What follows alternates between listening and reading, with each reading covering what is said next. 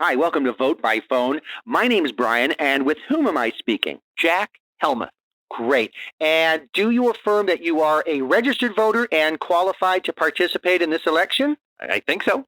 Okay, good enough. Thank you. Man, it seems like an honor system like that would be ripe for fraud. Well, you might have a good point, Mr. Helmuth. Oh, good catch. If your name is misspelled, that voids your teleballot. Feels like there are kind of a lot of ways to screw things up. Well, between you and me, this phone number used to be a Pizza Hut, so half the votes are for meat lovers. You'd think they'd want to have their act together for something as important as this. There just wasn't enough time. They set this up last week. Gosh, I am kind of a big fan of election integrity. Yeah, people like that. Are you ready to have your voice heard, Mr. Helmuth? Hellman? I'm prepared to record your vote now, so I'm going to list the candidates, and then you tell me the one you'll be voting for. Okay, great. Donald J. Trump, Republican? Mm-hmm. Shall I record that as a vote? No, I was just saying like I was listening and being polite. Oh, okay, understood. Donald J. Trump, Republican, or Hillary Rodham Clinton, Democrat? Hold on a second there. Well, that can't be the 2020 lineup. Oh, geez, sorry about that. This thing was so rushed that I grabbed the wrong pile of ballots. That is alarming. You're actually the first one who noticed that, if you can believe it. No, I absolutely can believe it. Sorry, just getting rid of the Hillary and meat lovers votes, so there's no confusion later. Great. Caucus? Oh, that's not it. Here's my box of Al Gore votes I forgot to submit back in the day. I'll put those on eBay. Okay, so here we go. 2020 presidential election ballot. Donald J. Trump, Republican. Yep. Okay, that's a vote for Donald Trump? No, I was just saying yup. Like, I'm in agreement that he was on the ballot. We agree. Gotcha. Okay. So Donald J. Trump, Republican, and Joseph R. Biden, Democrat. Did you want to pick one, Jake? Jack. Well, there are more candidates, right? Maybe. I don't know. I'll check. Oh, look at that. You're right. Joe Jorgensen, Libertarian Party. Okay. So that's a yes for Joe Jorgensen? No, I'm saying okay in agreement as you're reading the ballot. Oh, okay, sure, okay. Oh, there's also Independent Party candidate Brock Pierce. Now, that sounds like a porn star name. And the last one is Howie Hawkins, Greek Party. That's green. Green as in it's a go for Howie Hawkins? No, green as in Green Party. Oh, my bad, you're right. Green Party, sorry. Jeez, I can barely see without my glasses. Greek Party's ridiculous if you think about it. So's Green Party. Now, would you like me to repeat the ballot for you? No, thanks. I think I've got it. Trump, Biden, Jorgensen, Pierce, Hawkins. Okay, you're all set. Thanks for voting, Mr. Helmet. No! You're listening to Questionable Material, produced in New York by Jack Helmuth and Brian Sack. QMpodcast.com.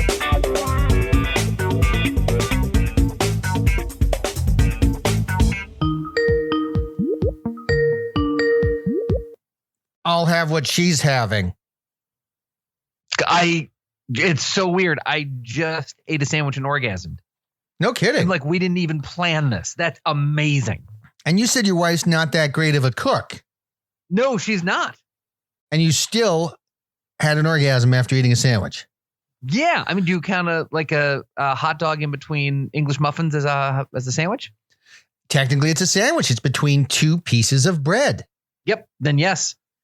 Yeah, no, she's nothing to write home about in the cooking department, but boy, she gave Daddy just what he needed. A hot dog between two pieces of English muffin? Yep. You know where the term sandwich comes from? Oh boy. Okay, so if anyone would like to skip about 4 minutes ahead in the podcast, I would encourage you to do so because Brian is going to tell us how much he knows. So why don't you go ahead, skip now, save yourself the trouble. I'll take the bullet for us all on this one. Go ahead, Brian. Tell us about where sandwich comes from. So the Earl of Sandwich loved playing poker. Oh, God. And he wanted to be able to eat while holding his cards. And so he had his servants come up with the idea of putting some meat between two pieces of bread that he could eat while playing poker. We have sandwiches because of poker, Jack. Uh-huh.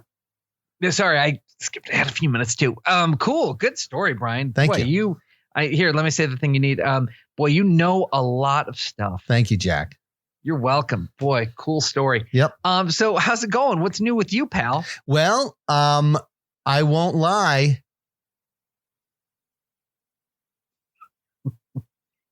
Yeah, don't lie. Go for it. Nothing, I'm just getting ready for, what is this phase we're in for COVID? Is it 3 or 2? I've lost track. Well, I'm hearing 3. 3. Okay. Yep. Kind of getting excited for phase 3 of COVID. Yeah. Kind of What mentally. are some of your phase 3 plans? Some of the, to have a Thanksgiving just with my wife and 2 kids. Sure. And maybe like a Christmas with my wife and 2 kids. Mm-hmm. And maybe New Year's Eve with the wife and kids. Mm-hmm. Swinging on, getting back into, our big Martin Luther King Day's festivities with the wife and kids. The whole 4-day weekend? The whole 4-day weekend. And then Valentine's is a big thing for us. We do, February for us is Valentine's month. It's all about love. I noticed. And you take it's usually a cruise, right? Usually a 28-day cruise. We take a 28-day cruise, and it's a real pain to find a cruise that starts on February 1st and ends on the 28th. So you charter it, right? Yeah. So it's incredibly expensive. But I'm lucky because I found a stockpile of doubloons. That is fortunate. Yeah. That's why you snorkel, Jack. A lot of people do it for fish. And to see coral and stupid stuff like that. I do it for doubloons. Yeah, of course. I know you do. How are you? I had something unpleasant happen to me. Oh, no. More Just drama in the Helmuth household, everybody. More drama. So I am coaching Little League this fall for my son, the 10 and under baseball team. We talked about that 4 or 5 weeks ago on the show. And before practice a week ago, I took off my wedding ring and put it in my cup holder. Ooh, unmarried.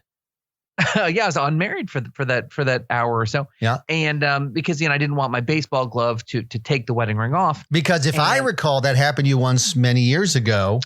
It did. You had a baseball glove on in a park, in a Prospect Park in Brooklyn, right? Yes, that's exactly right. So having learned my lesson. And by the way, where Ben just got married, our buddy Ben from the BS of A. That's right. I was thinking we should have him on the show for like a very brief check-in. Okay. Yeah. To celebrate his nuptials. Now that I've derailed your story. Okay, so you're going to your son's Little League. So I take the ring off, put it in the cup holder. Yeah. We do baseball practice. My wife's still laid up with the back, with a bad back. I have to bring home dinner that night. So I'm bringing home all these, we eat out Saturday night. Bring home all these beverages, all this big meal. I forget to lock my car. The next morning, go to my car to take my son to the actual baseball game that we're playing. I see all this trash scattered about my car. And I think to myself, oh my God, a raccoon. There are a lot of wild animals around this area.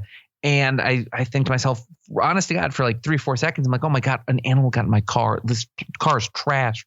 What the hell happened? And then I look in my cup holder and see that all the change that I keep there for meters is gone. And then I'm like, oh, damn, someone broke into my car. Then I'm driving him to the game about 5 minutes later. And I'm like, oh my God, my ring was there. And my wedding ring was stolen. That sucks. But my takeaway from that is that you think raccoons can open car doors. Yeah. Yeah. Don't they have opposable thumbs? They have thumbs that are contrary. Yeah, I don't know if they have the height necessary to get into your car.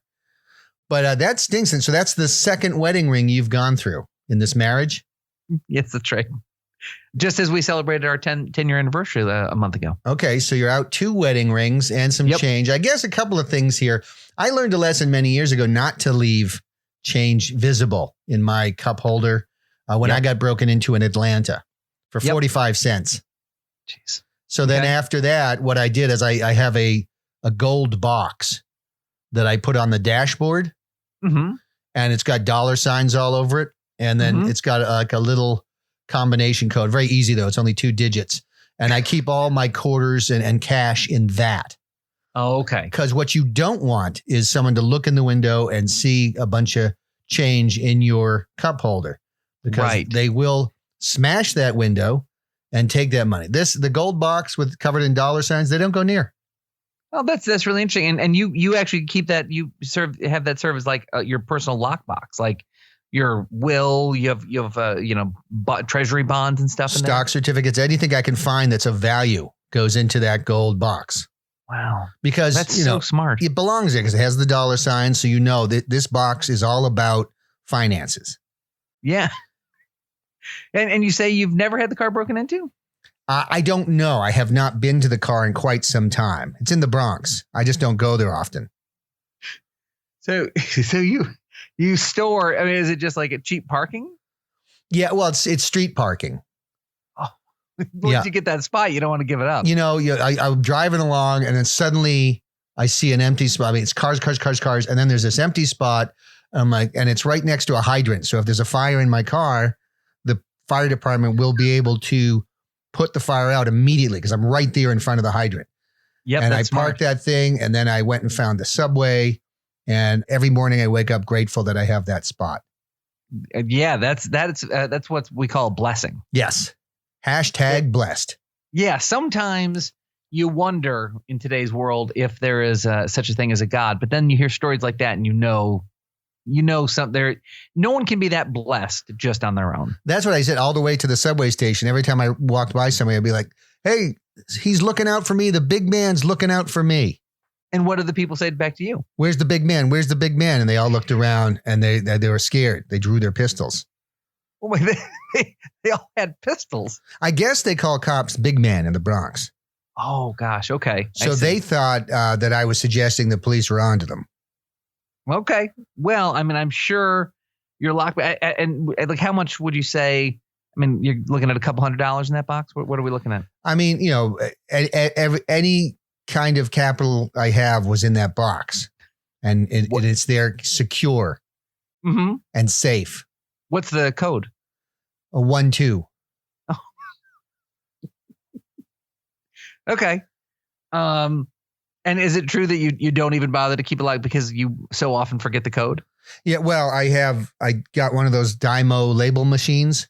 Oh. And I printed out the code is 1-2, and then I just stuck it on the outside of the box. Cool. That's very smart. Because that way I was constantly forgetting. Like, oh my God, what is it? 2-1. I know it's got a 2 in it. I'm pretty sure. Yep. This way there's no confusion. I can access my box anytime. Usually I do it in front of people who are standing outside the window of the car to let them know that I'm a kind of guy who carries all my valuables in a gold box with dollar signs on it. Right. Well, that status is very important to you. I like a little bit of the showing off, if you know what I mean. I do know what you mean. That's why there's I have a spotlight inside my car that's just aimed at the gold box. Is really? Yeah, and it's solar powered, so it works at night. So you could be walking down the street and then there'll be this glow coming from one of the cars. A golden glow. And there's golden glow coming right out of the car. And so I like stuff like that. And you're both boys' college funds are in there. Yeah, I wouldn't put them anywhere else. No, that's smart. You always want to keep it close by you, or at least in the same state as you in a car. Yep. And what I did was I have the brochures from the schools I hope they get into. And I just have the tuitions circled. And then it's on the dash, and then the line from the circle points to the box. Right. Man, yeah, that's so cool. That's how I roll. Well, good for you. And well, it's so funny because when I was, filing my police report for what happened to me, they actually said to me, do you know this sort of like a rebel, like we call him a justice rebel, Brian Sack. He really knows that. I'm like, oh my God, I do a podcast with this guy. No kidding. Like, what? They're big fan of the podcast. They didn't know who I was, but they're big fans of yours. And they said that they come to you a lot to sort of like solve cases like this. So I was wondering if I could maybe get some help from you to sort of figure out how to get my ring back. Absolutely. Well, I do a lot of crime solving. I'm a crime consultant. A criminologist is what they call us in the trade. And I'd be happy to help. I've worked with plenty of police departments, the CIA, the FBI, the National Security Agency, the Association of Cops, all sorts of things. So, yeah. I mean, anyone else? The Police Benevolent Association, the Benevolent Police Association, which then those two are kind of at loggerheads. I know, that's ugly. Yeah. A Cop Force, which is an elite force of cops. I've not heard of them. Yeah. And then there's a whole bunch. There's Asian Cop Force, Black Cop Force, Hispanic Cop Force. So it's kind of branched off into all the identity groups, Trans Cop Force. Oh my gosh. So TCF, yeah, we do a lot of undercover work. So you'll have a guy who's a girl dressed as a guy again. So it gets very confusing to the criminals. Oh, that's very smart. They're like, what am I dealing with? And I'm just like, dude, just look for the Adam's apple. There's your answer. Wow, but that's really clever. Thank you. But yeah, So- I'm as a crimeologist, I'd be happy to help you, find your ring. Well, so but before we sort of get into my thing, tell us about your process. So let's say the FBI contacts you to help solve a case. Can you give us an example of something that you've had to solve and what your process is? Yeah, sure. Outside the city in what they call the rural areas. Yep. I've heard of it. That's good. You clearly know your stuff. Thank you. There was somebody going around stealing the Biden-Harris yard signs. Oh, gosh. Yeah. And the cops came to me, FBI comes to me and says, can you help us, Mr. Bryan? This agent I was dealing with. Mr. Bryan. Yeah, this agent I was dealing with was a small Mexican woman. And she said, Mr. Bryan, can you help us at the FBI? And I said, sure, I'd love to again. And they said, well, somebody's been stealing these Biden-Harris yard signs. And as you know, that's not very nice. It's not how it's done. Mhm. Everybody has a right to an opinion and to voice the people they want to vote for. It's a democracy, yada, yada. And I said, absolutely. I will find this person and I will kill them. And they said, no, Mr. Bryan, please. We don't want any murders. We just want you to find the culprit. And I said, you Good. got it. Give me her name or his name. And they're like, no, Mr. Bryan, you need to find out the person's name. And I was like, good point. Good point. So I kind of played it off like I was trying to trick them. And then, so what I did was I kind of did a reconnaissance of the neighborhood. Oh, good thinking. And I was driving around and looking for these yard signs that had been stolen. Yep. Then it occurs to me they're not there anymore. They'd been stolen. That's right. So I thought, well, whoever's stealing the Biden-Harris yard signs must be anti-Biden-Harris, right? Yep. That stands to reason. Yeah. So I'm thinking to myself, okay, well, who would be a Biden-Harris supporter? And I was thinking, and then it occurred to me, bird watchers. So I go to the Birdwatcher Association of Greater Yonkers, and I kind of infiltrated their meeting. It's a big organization. It is. It was about 45 to 50 people there. And they're talking about some frickin' Cardinals or Blue Jays. I don't, it's all a blur when it comes to birds. Mm-hmm. And at some point I stood up and I said, who's stealing the Biden-Harris signs? And they all kind of stopped and looked at me. And I said, I'll say it one more time, suckers. Who is stealing the Biden-Harris signs? Mm-hmm. It's not cool. And they all kind of looked at me. And then they, I guess, realized I wasn't a member of their bird watching club. And I was quietly escorted out. And I'd be honest, I was surprised that some of these people were so strong since they're into looking at birds through binoculars. But they really roughed me up. Gosh, I'm so sorry to hear that. That's okay. But then I had my first lead and I knew what to do. So I went to Home Depot and I bought long iron pipes, 8 foot tall. Okay. And then I went to the pet mannequin company and I bought fake birds, ducks. Mm-hmm. So I got these ducks and I mounted them on the poles and I drove around the rural area where the signs had been stolen. I planted these poles in the ground. So you had these duck decoys sitting on top of poles, about 8-10 feet up in the air. And then I waited. And then at some point I saw someone who had kind of stopped and they were standing outside and they were taking a picture of it. And I knew that that was my woman. And so I come racing into my car, hit the brakes, screech, make a whole bunch of noise, jump out of the car. And I said, I know it's you. Totally startled her. She was not anticipating this. I bet. Amateur. You get caught red-handed like this. Amateur. So she's turning to me. She's stunned. And I said, I know you're it. I know you're the culprit. I know you've been stealing the signs. And she said, I don't know what you're talking about. And then she just kind of makes an effort to get back into her car. And I stopped her. She can't resist arrest. Yeah. I grabbed her wrist and I gave her an Indian sunburn like you wouldn't believe. So she's screaming and she's threatening to call the police. And I said, I am the police. And then she kind of looked me up and down and she said, you don't look like it. And I said, you'll see. And then at some point she managed to wrest control and she pushed me away and got in her car and drove off. But I know now, and I went to the FBI with this information, that the person stealing the signs is obviously a woman in her 60s. And who physically overwhelmed you? Yeah, big time. Okay. So there's one Boy. example of how I solve That's just one crimes. example. Yeah. Okay. Wow. I mean, I'm glad you're the guy I'm going to for this. Yeah. So what are some techniques that you can think of through your experience where I might be able to catch the culprits in my neighborhood and possibly even get my ring back? Do I still have a chance? Yeah, absolutely. Because that ring, they don't see the sentimental value in it. They just see it as a ring that's probably worth $40, $50, and they want to get some gold. cash for it. No. All right. Okay. They want some money for it. So where do you sell rings? The pawn shop. eBay. Okay. So you're going to create an account on eBay. All right. And you're going to start importing stuff from China to sell. Because what you want to do is build up your reputation. Oh. So you start importing stuff from China and selling it, write really clever ads and sell this stuff. And you need to have like 400 or 500 reviews of what a great business person you are. All right. And then you're going to start looking around for your ring on eBay.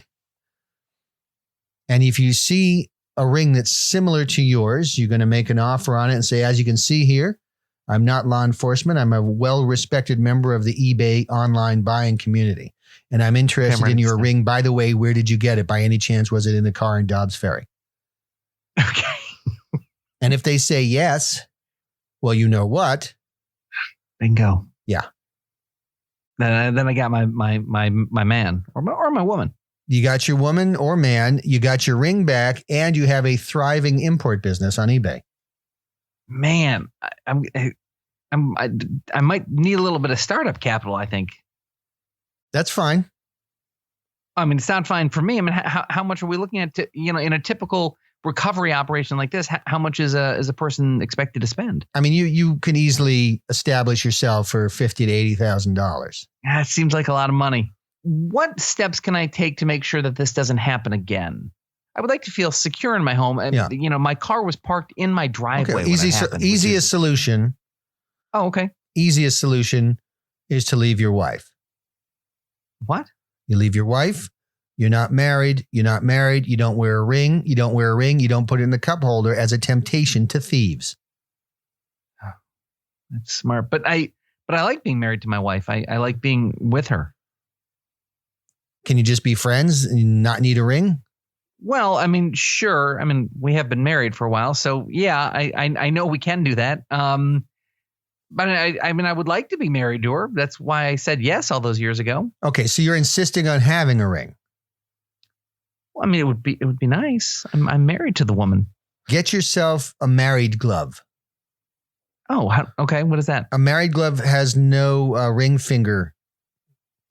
It's just a hole that sticks out. Oh, okay. And you stick your finger through that, and that way the ring doesn't get caught on the inside of your baseball glove.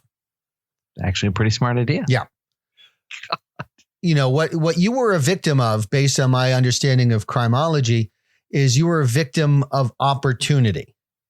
So you had thieves walking down your street, apparently trying all the doors of the cars.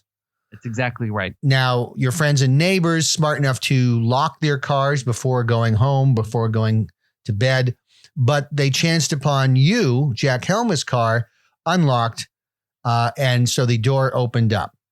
Another problem you have is your open display of valuables. So right there in your cup holder is a ring and some coins. So you have what we call in the crime business temptation items. Right. The thief was tempted. The thief saw the opportunity and grabbed those things. So what you should do is in your cup holder, you want to fill your cup holder with like a poisonous liquid. That way, coming in your car in the morning, you're not finding rummage, like you think a raccoon broke in, but there's like a person laid out on your driver's seat with a pained expression on their face. Right. So, what you can do is I would fill it with ricin soup, which is a mixture of soup and ricin, which is a highly toxic poison. Oh, I know. It's contact poison, and when they touch it, they will be very short-lived. Now, the only downside is I know you got kids and a wife, Yeah. and you use the car. You have to be very, very careful not to touch the cup holders in your car. Can I borrow that label maker you were talking about earlier? Yeah, sure. I'll just put that right on my dashboard. I'll just, don't forget cup holder thing. Do not touch. I'll know what that means. Yeah, Yep. not a problem. Because I don't want to sort of label it as poison, because then the thieves are going to know. And Right. I'm almost certain I'm going to remember what I'm talking about. You know what I mean? Yep.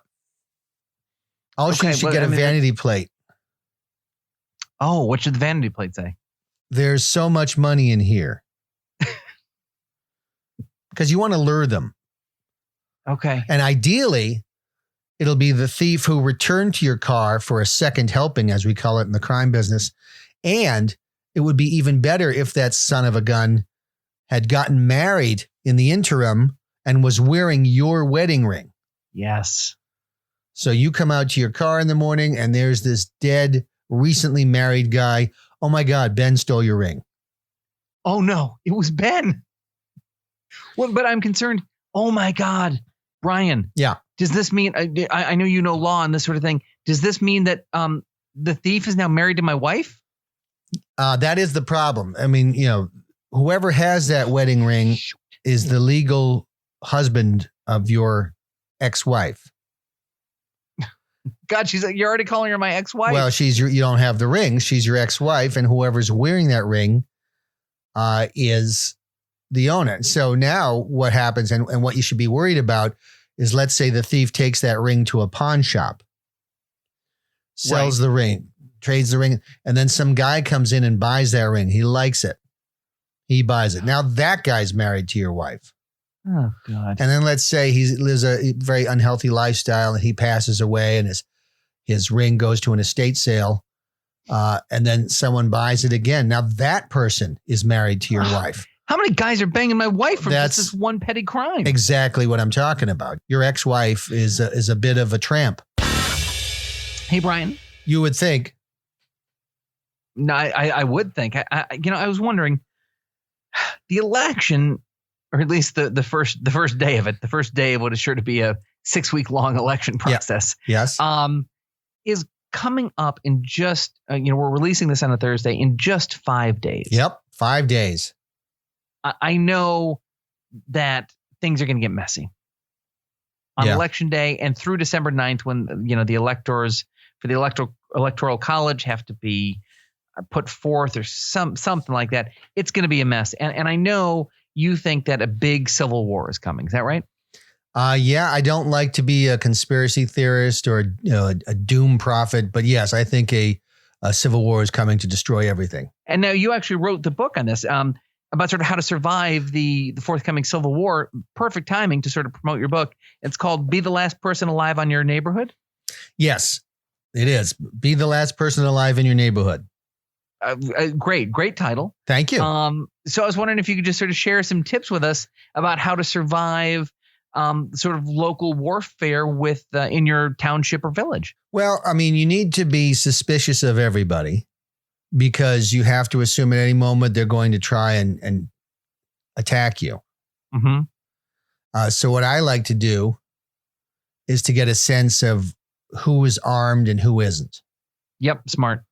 So what I will do is I will pepper a house with gunfire. And then you kind of keep an eye on the windows. I got the kids in the bushes with binoculars and they're watching. Now, if people hunker down, they probably don't have guns. Mm-hmm. And that's when I send one of the boys out to the front door to spray paint EP for easy peasy. Now, right, easy peasy. Yeah. Mm-hmm. But then, there are the occasions you pepper a house with gunfire and suddenly there's return fire. Yeah. Okay. And then I send one of my kids' friends to the front door to spray paint NG. No good? No go. No go. Yeah. No go. Uh-huh. So if you see an NG spray painted on a door or one of my kids' friends lying dead in the front lawn, you don't go to that house. God, this is a good way to whittle things down. This is really good. Yeah, it's going to be challenging. They're going to be challenging. You avoid. Okay. Okay. And you focus on the easy peasies. That's right. Okay. Okay. You focus on the easy pieces. Tonight, Brian, you also have told me that you like to spray paint other things on neighbors' doors. Could you tell us about that? I spray paint a variety of things. If like what? I like to wish my Jewish friends and neighbors good luck. So I will sneak into their property at night and I will draw the Indian good luck symbol on them. And then every once in a while, they'll turn on the lights and startle me. So what I do is I do my wave gesture where I just hold my right hand up. I'll say, hi. That's really nice, and man. then run away just in case they're NGs. Well, it's important. It's important to have community. Yep. Okay. I appreciate you being neighborly. That's so important. So, okay. So we have the NG houses and the EP houses. Yes. Now that we have the EP houses labeled and on our maps. Yeah. You take what do you do? So you take the kids and any surviving friends of theirs and you go and do what? What I do is I like to share this. I call it intel. That's what we call it in the Civil War business. Oh, that's good. And I will take this info and I will share it with my other armed friends. Okay. And I'll say, just so you know, and I'm not saying do anything, but these are the EPs in the neighborhood. But then I go to the gun store and I buy a variety of weapons. Okay. And I go to the EP houses and I say, listen, I know you're unarmed. And they say, how do you know that? How do you know that? How do you know that? And were you the one who fired at us last week? And I'll say, no, that wasn't me. And then I will hand them a weapon. I'll say, I come in peace. Here's a weapon. I just want you to know there are bad people out there. Yep. And they're looking to do harm. So you need to defend yourself. Watch a couple YouTube videos on how guns work. Yep. And then I sit back and I watch the NGs attack the EPs, thinking that the EPs are unarmed. Next thing you know, the EPs are spraying bullets everywhere and there's all sorts of chaos. So what have I done? Well, I've greatly diminished the NGs and the EP population. So when the Civil War comes, I can kind of kick back and know, okay, well, he's wounded, they're dead, and I have an advantage. Right. Yeah. So basically what you're doing is your army, it's like the Contras and the Sandinistas or Iran-Iraq war. Like give your enemy weapons so that they can fight your other enemy and then let them both go at it. And who's the victor? I am. That's right. Yeah. I mean, it's all hypothetical because it hasn't really been enacted yet. I'm waiting for the Civil War. Right. Well, I mean, I can't see how this could not work. What's the plan then? Because someone is going to emerge victorious, and they're going to be guaranteed to be armed. So then, how are we going to sort of take care of the victors? Because again, you want to be, as you say in your book, the last person alive in your neighborhood. I will fill the basement with water. Okay. And I will build a trap door in the kitchen above the basement. And then at nighttime, I will hang signs all around my house that say Barry's Gun Store. So, of course, any neighbors with guns are going to want ammunition. Yep. And they're going to see Barry's Gun Store. Oh, my God, I didn't know there was a gun store. And I will, of course, have put up some fake Yelp reviews about what a great gun store I am. And it'll say stuff like, the great thing about Barry's Gun Store is he lets you bring your weapons right in the store. And he'll fix your weapons for free. Mm-hmm. And he'll do weapon touch-ups and even add things. So these people are going to show up to my house with a boatload of weapons. They're going to walk through the front door. I'm going to drop those suckers down into my death pool basement, let them drown. Mm-hmm. And then I send the kids to go fetch the weapons. before you know it, I'll have this tremendous arsenal, Yeah. and all my potential adversaries are decomposing in my basement. That's fantastic. How do you know it's safe to send the kids in? Like, is there a tell? I do a traditional, is anybody down there? Do you need help? Oh, And if anybody says yes, I say help is on the way. And then I close the trap another door week. and I wait a week. whew. Okay. And that's the way to sort of kill everyone in your neighborhood? That is the plan for guns. But for food and stockpiling stuff, you invite them over to Parlay. Tell them to bring all their foods and supplies. We're going to go over everything, learn how to be a survivalist. Mm-hmm. And when they arrive, you offer them a glass of fun time tea. Well, Okay. What kind of flavor is fun time tea? What makes it so fun? ricin from your cup holder. And what I do is I kind of distribute it liberally. I mix it up in a bunch of fruit punch, and I heat it up so it kind of smells like a hot fruity tea. Mm-hmm. Mm-hmm. And then, they're pretty much dead before they hit the ground. Right. So there's not, the only pain and suffering really is my wife and kids watching this and being forced to record it. And it's a shame because I'm sure some of these people you like, and I'm sure some of these people would be on your side. It feels a little bit wrong. Yeah, it does. When you think about it, the trick is not to think about it. Brian, I was wondering if you could give us a couple of your top tips for voting. Everyone's talking about you got to vote, vote, vote. We did a vote thing at the beginning of the episode. Gotta What vote. are some of your you got to vote. You got to vote like your life depends on it, Jack, because it does, because it's not hyperbole. You'll die if you don't vote. That's not hyperbole? This is the most important election in the history of all time. I know. I keep hearing that every 4 years, and I really want to make this happen. Yeah, this is definitely the most important election ever. And I mean, if you don't vote, your ancestors will be tormented by Satan's cavalry. They will trample all over their graves with their horsey hoofs and why would I wake care them up. If a piece of land gets trampled on by a bunch of demon horses? Because your ancestors are underneath the ground, and their eternal slumber will be disrupted by the horse hooves. Do you think they're asleep in there? They're dead. They're just straight up dead. It's not like an extended nap. No. I know when you lose your mommy at the age of 14, some people tell you lies about how she's just taking a long sleep or that she's in a better place, but none of that is true. Do you not know this yet? I kind of had high hopes that she might come back. No, she's not sleeping. Huh. Are you okay? Yeah, I know. It kind of disrupted my Mother's Day plans.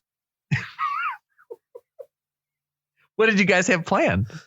The dinner and fun day and flowers and a card and some chocolates. And I guess I'm going to cancel my reservation. That's all. Yeah. I don't know how you let me get off on these tangents. Don't get off on that. What are some tips for voting, Brian, to make sure that everyone's vote is counted? Well, obviously, you can go to the polls. You can fill out your ballot and submit it. But what happens after that? The counting people get it and count it, right? Well, you would hope. But do you really know? So what you need to do is go to the polls, you fill out your vote, and you turn it in. The person you turn it into, you're going to have to, and very quickly, and this is not easy, you're going to have to seduce them and convince them to marry you. Because only then will they be in your life to the degree where you can then go home with them and find out what happened to your vote. Okay. Because if you just say, oh, bye, and you walk out of there, you have no idea what's going on with that ballot. again, sort of walk me through those steps. How do you meet the person? How do you build that relationship? And how long is this going to take? Well, that's the thing. It's, it has to be kind of accelerated because obviously they're busy and they're not really looking in most cases to meet and fall in love and get married and spend their life with someone. Right. They're just there to kind of supervise the polls. And so you just kind of accelerate the conversation. You turn in your thing. They'll say, thank you very much. Have a great day. And you say, well, I could have a great day. And then she'll say, oh, and she'll say something. And she'll make a little chuckle or something. And then you'll say, well, where is this going? I need to know where this is going. Uh-huh.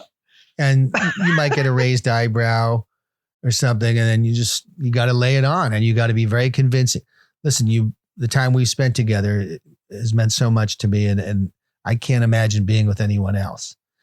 Right. They might seem a little off. They might be skeptical. A lot of people are skeptical these days, but you really got to if you put your heart into it and you really want it, you can get it. Right. Right. That's okay. That's how our first lady got her husband, just really wanted it. Right. Yeah. Wanted that love. Put her heart into it and other things and got it. Yeah. Okay, so do you take them home then? I mean, at what point do you take them home and lay with them? Well, it'd be good to take at least a walk around the polling place, talk, talk about your feelings, your plans, your dreams and hopes. And then you find out where you live. Mm-hmm. So by the way, where do we live? Where do we live? And, and you kind of just, you slowly loop them into your life and become part of theirs. And then, that's where you find out the secrets of where your poll is going. Your ballot. What if it's just sort of a simple explanation? Well, we have a back room in the city hall and, registered independent people count the votes. And that's sort of the end of it. Well, that's when you say you need space and you need time to think about it. I would advise a prenuptial. Right. Otherwise, what if you can quickly gauge that they're worth more than you? I would advise against a prenuptial. Man, and all this can be done like within, would you say, in the space of a weekend, a couple days? I mean, you really just have that one shot, that election day shot. Election Day Love. You ever heard that song by Lionel Ritchie, Election Day Lover?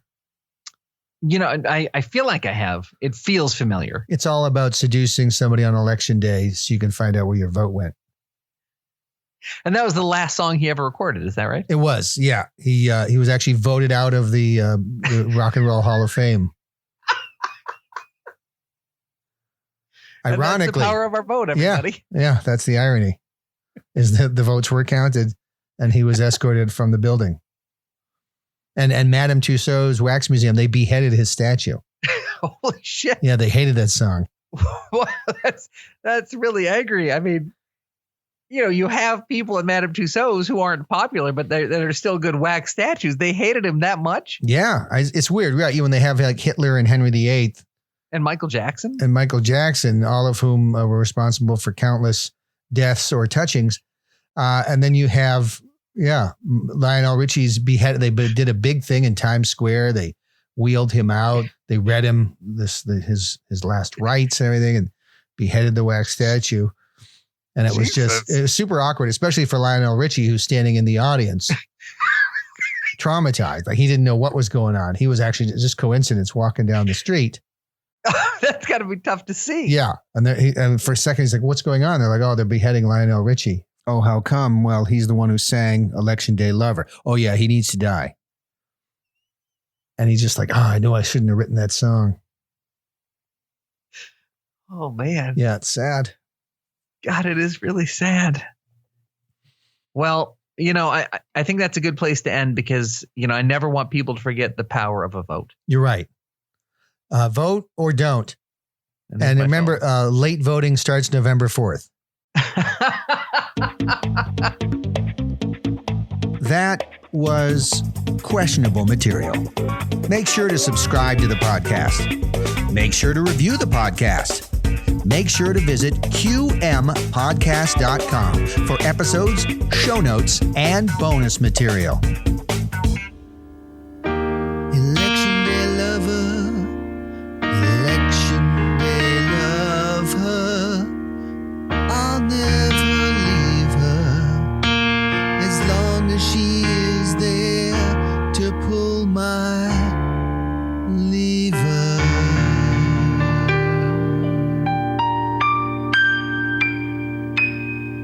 Good night, Yoko.